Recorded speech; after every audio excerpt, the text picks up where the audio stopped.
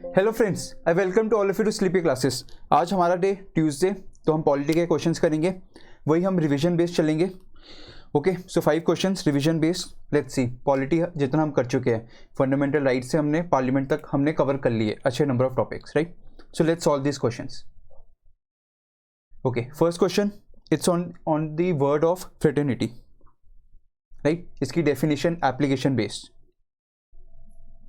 Second question, difference between law and liberty. ये basically previous year question based है, तो liberty की definition check करने के लिए यूपीएससी ने क्वेश्चन बनाया था। तो ये बेसिकली एनसीईआरटी बेस्ड क्वेश्चन है जो हम पढ़ते हैं क्लास 11th की। तो लेट्स सी कितने सॉल्व कर पाते हैं। थर्ड क्वेश्चन, पार्लियामेंट्री कमिटीज हमारी जनरल पर्पस कमेटी है, उसके मेंबर्स कौन कौन है। Fourth question, we have parliamentary devices, various devices है, तो उस डिवाइस बेस्ड क्वेश्चन है ये। तो ये कौन से डिवाइस को पैसेज बेस्ड डिस्क्राइब कर रहा है। Okay, fifth, citizens and foreigners होते हैं, तो फॉरेनर्स एंड सिटीजन्स दोनों को कौन सी सिमिलर फंडामेंटल राइट्स मिलती है, क्योंकि कुछ फंडामेंटल राइट्स सिर्फ सिटीजन्स को अवेलेबल है, नॉट फॉरेनर्स। तो हम ये टॉपिक कवर कर लेंगे। Okay friends, so video pause करो and please solve this questions.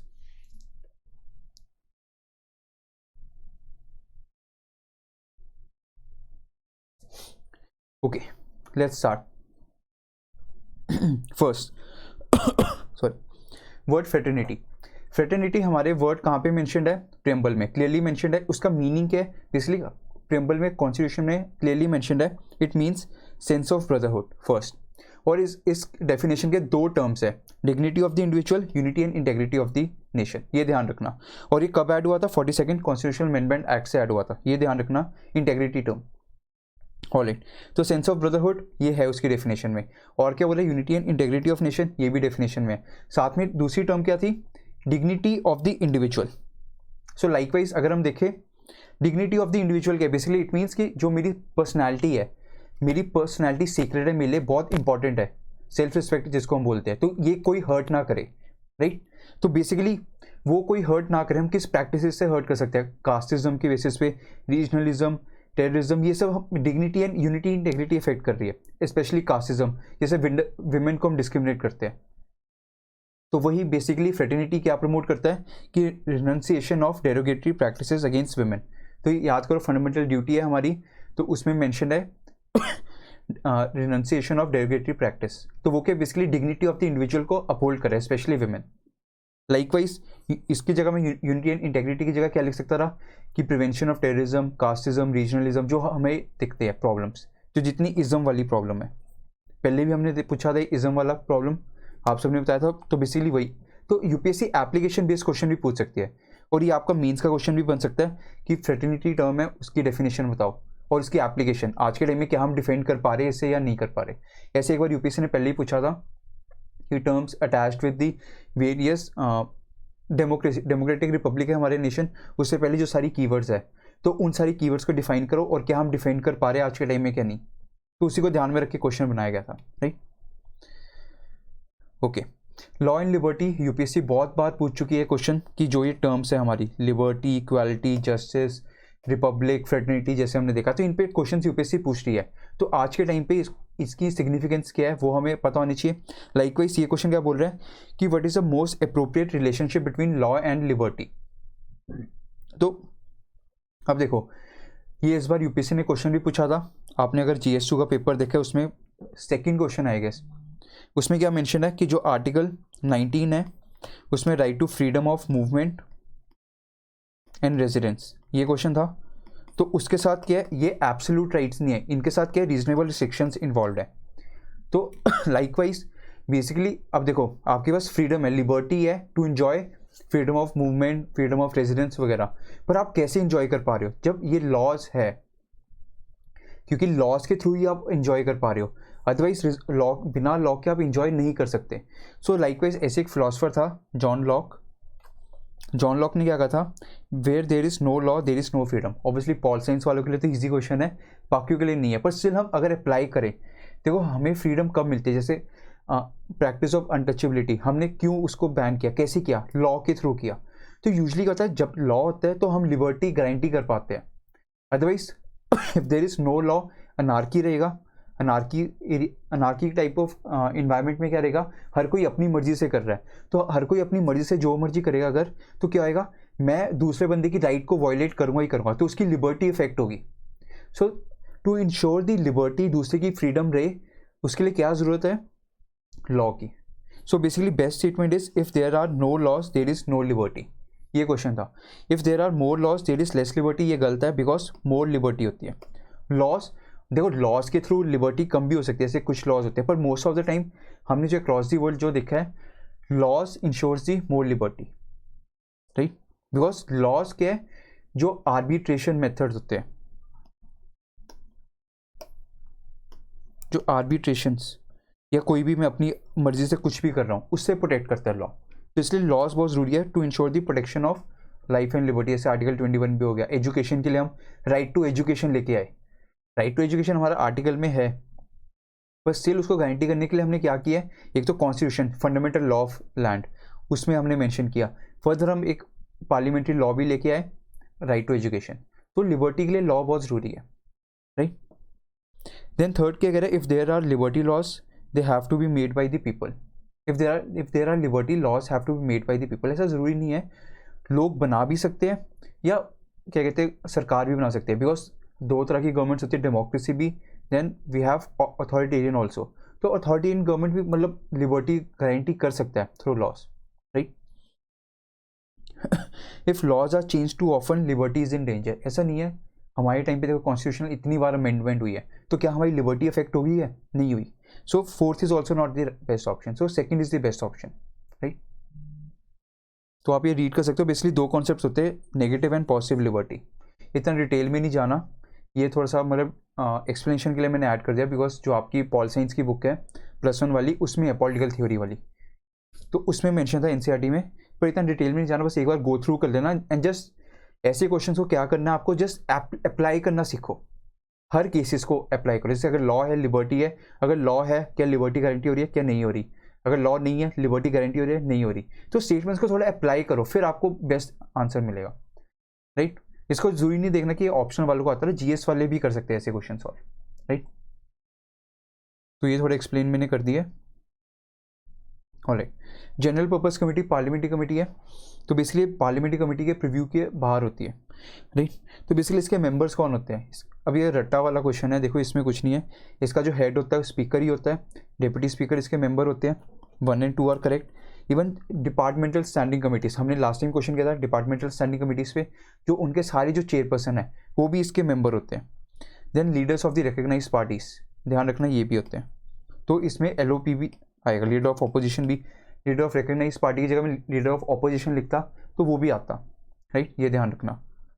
ये ऑल दो लक्ष्मीकांत में लीडर ऑफ अपोजिशन टर्म था, ये था, पर मैं चेंज कर सकता था, राइट। बेसिकली रिवीजन सेशन है, and members nominated by the presiding officer, ये भी है, सो ऑल आर करेक्ट। तो बेसिकली कौन कौन है, बेसिकली इसका पर्पस क्या है, जनरल पर्पस, जो matters concerning affairs of the house है, लोकसभा राज्यसभा, उसको है, तो ये स्पेसिफिक था general purpose of Lok Sabha committee, right. पर ये किसी पार्लियामेंट्री कमेटी के अंडर नहीं आती है, ध्यान रखना, सेपरेट कमेटी है। एक चीज़ इसमें क्या है, प्रिजाइडिंग ऑफिसर कौन है, स्पीकर, राइट, डेप्यूटी स्पीकर इसका मेंबर है, members of panel of chairperson, ये भी हमने पिछली बार क्वेश्चन किया था, member of panel of chairperson, right, कि कौन अपॉइंट करता है, कैसे करता है, कौन बन सकता है, इनका रोल क्या है, जब स्पीकर डेप्यूटी स्पीकर नहीं, फिर इनके बाद इनमें से बनते हैं मेंबर्स उसके, जो प्रिसाइड करता है लोकसभा की मीटिंग या Rajya Sabha, right, okay. Then chairpersons of all departmental standing committees, then it has leaders of recognized parties and groups in the house, or members as nominated by the presiding officer, ये ध्यान रखना, clear, okay। Fourth question, a matter which cannot be raised during question hour half, अब देखो ये question क्या है, parliament passage based, इसमें basically आपको डायरेक्टली पूछा जा रहा है कि ये एक particular kind of parliamentary device है to keep a check on the executive, अब उसकी डिस्क्रिप्शन है। तो ऐसे क्वेश्चन में बेसिकली पता है क्या करना है आपको, अगर आप देखोगे ऑप्शंस में इतना फंसाती नहीं यूपीएससी, मैंने फंसाया भी नहीं इसमें अगर आप देखोगे, पर still what you can do, इसमें देखो वैसे ही आपके वो हो गए short duration discussion, calling attention motion, short duration discussion और कॉलिंग अटेंशन नोटिस, ये तो वैसे एलिमिनेट हो गया, आपके 2 ऑप्शन बचा गया special motion, point of order. UPSC भी इतना ट्रिक नहीं फंसाती। एक तो आप ऐसे भी सॉल्व कर सकते थे, अदरवाइज आपको ये सारे डिवाइसेस पता होनी चाहिए, इनकी डिस्क्रिप्शन, अगर आपको बेसिक भी पता है इनके बारे में, आप फिर भी सॉल्व कर सकते हो। अब ये क्या बोल रहा है क्वेश्चन, ये एक पार्लियामेंट्री डिवाइस है जिसमें हम मैटर रेज नहीं कर सकते, मतलब वो पर्टिकुलर मैटर जो हम क्वेश्चन आवर के टाइम, शॉर्ट ड्यूरेशन डिस्कशन के टाइम, कॉलिंग अटेंशन मोशन के टाइम, इवन एडजर्नमेंट मोशन के टाइम, हम इनके टाइम रेज नहीं कर सकते। और ये मैटर इंपॉर्टेंट है जो रेस करना है और डिस्कस करना है, तो ये हम कौन से मोशन के थ्रू कर सकते हैं। तो बेसिकली ये मोशन डिवाइस कौन सा होता है, स्पेशल मेंशन। ये राज्यसभा में भी है, राज्यसभा में इसको स्पेशल मेंशन बोलते हैं, लोकसभा में अंडर रूल 377 क्या मेंशन है, नोटिस मेंशन, उसको हम ऐसे बोलते हैं, नोटिस मेंशन, हम ये बोलते हैं लोकसभा में। तो बेसिकली ये क्वेश्चन था। पॉइंट ऑफ ऑर्डर कहते हैं कि मतलब किसी को डेकोरम मेंटेन करना। देखो स्पेशल मेंशन, यही same explanation. Short duration discussion, पहली बार लास्ट टाइम भी हमने देखा था, on discussion on a matter of urgent public importance. Point of order, ये basically it's suspensive proceedings before the house, तो कोई डिबेट अलाउड नहीं होता डेकोरम मेंटेन करने के लिए, कि अगर बहुत ज़्यादा इश्यूज क्रिएट हो रहे तो प्रिसाइडिंग ऑफिसर क्या बोलता है कि कोई डिबेट नहीं होगी अब। तो कैसे होता है, पॉइंट ऑफ ऑर्डर के थ्रू, राइट। और ये बेसिकली रेस कौन करता है, ऑपोजिशन रेस करती है अगेंस्ट दी गवर्नमेंट, उनको चेक करने के लिए। लाइकवाइज कॉलिंग अटेंशन मोशन, ये भी लास्ट टाइम हमने देखा था, to raise the matter of urgent public importance. अब इसमें क्या आपको ऑब्जर्व करना है, शॉर्ट ड्यूरेशन डिस्कशन और कॉलिंग अटेंशन मोशन में डिफरेंस क्या है, बस ये ऑब्जर्व करना है। ऑलराइट, लास्ट क्वेश्चन, कौन कौन से फंडामेंटल राइट्स सिटीजन्स को अवेलेबल है, फॉरेनर्स को अवेलेबल नहीं है। ये क्वेश्चन रट्टे वाला है पर थोड़ा लॉजिकली भी देख सकते हैं हम। तो बेसिकली देखो, अगर आप सेकेंड ऑप्शन देखो, मेरे को देखो ऑप्शंस में देखो, इसमें 1 and 2, 2 and 4, 1 and 3, 2, 3, 4, तो कॉमन के इसमें 2 है। अगर मैं देखो freedom of speech and expression, ये फॉरेनर्स को अलाउड नहीं है, वो तो इंडिया में आके कुछ भी बोलेंगे। और रिस्ट्रिक्शंस तो वैसे भी क्या कहते हैं, फंडामेंटल राइट्स इंडियंस पे है, तो हम फॉरेनर्स को तो बिल्कुल भी हम फंडामेंटल राइट प्रोवाइड कर ही नहीं सकते कि वो इंडिया में आके उनकी फंडामेंटल राइट और कुछ भी बोलते हैं इंडिया में। तो इसलिए हमने उनको फंडामेंटल राइट नहीं दे रखी, लीगल राइट है, आओ बोलो इंडिया में, पर स्टिल दे कान, अगर गवर्नमेंट पे रिस्ट्रिक्शन लगा दे कि आपने ये नहीं बोलना, तो दे कान अप्रोच दी सुप्रीम कोर्ट अंडर आर्टिकल 32, ये ध्यान रखना। सो सेकंड है ही नहीं, तो आंसर आपका वैसे ही आ जाएगा। वैसे अगर हम देखें protection of interest of minorities, ये भी हम इंडियंस को प्रोवाइड करते हैं, ना कि उन्हें, कि अपना कल्चर प्रोटेक्ट करना है इंडियन माइनॉरिटीज़ को, नॉट टू फॉरनर्स। तो फोर्थ भी रॉन्ग। बाकी जो है वो थोड़े नेसेसिटी है to ensure the protection of the foreigners, तो protection against arrest and detention in certain cases, ये उनको अवेलेबल है। प्रोहिबिशन ऑफ फोर्स लेबर, ये भी उनको अवेलेबल है, राइट। तो basically answer would be 1 and 3, जो दोनों को अवेलेबल है, सिटीजन एंड फॉरनर्स। तो let's check out the list. तो ये कुछ राइट्स है जो दोनों को अवेलेबल है, सिटीजन एंड फॉरनर्स, तो ये आप देख लेना, राइट। फिर मैंने साथ में एडिशनल इन्फॉर्मेशन ये भी लिखा है, कौन सी सिर्फ सिटीजन्स को अवेलेबल है, नॉट टू फॉरनर्स। तो प्लीज़ आप ये देख लेना, आर्टिकल 15, 16, 19, 29, 30, ये बस 15, 16, 19, 29, 30, ये 5 फॉरनर्स को अवेलेबल नहीं है, इंडियंस को अवेलेबल है, बाकी अवेलेबल है, ये ध्यान रखना है इसे। तो थोड़ा मुश्किल नहीं था, इजी था क्वेश्चंस, थोड़ी रिवीजन बेस्ड था, बेसिकली डिफिकल्टी नहीं रखी थी, राइट। आई होप आपको अच्छा लगे क्वेश्चंस सॉल्व करके, alright. Okay friends, thank you so much, आज के लिए इतना ही था, राइट।